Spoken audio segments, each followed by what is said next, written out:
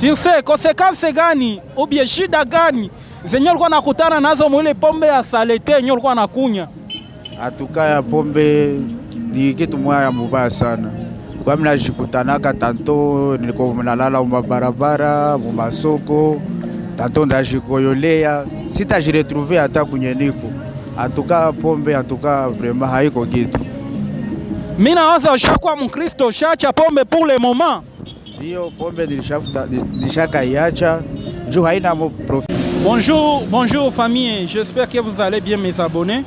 Au fait, leo nilikuwa na informer ki wewe uko na leo unakunya doze, unakoyola na jinyambia, lakini haiko njoo kwanza mwenyewe ulianjaa kunya doze. Kuko watu wenyewe walikunyaka pombe wakakoyola na wakajinyambia, walikuwa namaliza bido rutuku. Tena ile pombe ya salete. Ule ni mtu mwenyewe alikuwa anakunya pombe ya salete. Leo tunakutana naye. Ashafinire kuacha pombe. Wewe peka usikie wenyewe utasema. Cameraman isongea ukoonesha ule mtu mzuri. Muoneshe bien mwenyewe alikuwa anakunyaka dozi. Bonjour kaka. Bonjour, ça va? Jina ni nani? Pacifique, tunasikia kama onyo alikuwa anakunya doze za fo. Alikuwa anakunya doze za salete. Tibatu alikuwa anaishiwaka. Mais leo tunakuwa surpris kukuona tena leo hapa. Utaweza tuexpliquer pourquoi alikuwa anakunyaka pombe na ulianza kunya pombe mwaka gani? Nilikunya pombe maana ilikuwa ni kupoteza tu, ilikuwa distraction.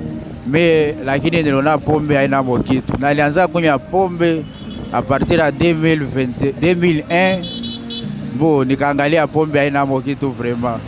En tout cas, bibara kunya pombe, en tout cas bashikaze, en tout cas baachi. Juu haina faida hata moja. Sirse, konsekansi gani ubie shida gani zenye ulikuwa nakutana nazo mwile pombe ya salete yenye ulikuwa nakunya? Atuka ya pombe ni kitu moja ya mubaya sana. Kwa mimi najikutanaka tanto niko nalala mumabarabara, mumasoko, tanto ndajikoyolea, sitajiretrouver hata kwenye niko. Atuka pombe, atuka vraiment haiko kitu.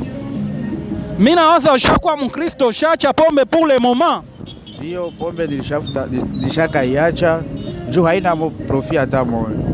Na avantage gani ndio ulipata sasa uliacha pombe? Sasa niliacha pombe, atuka niliona vitu viko bien.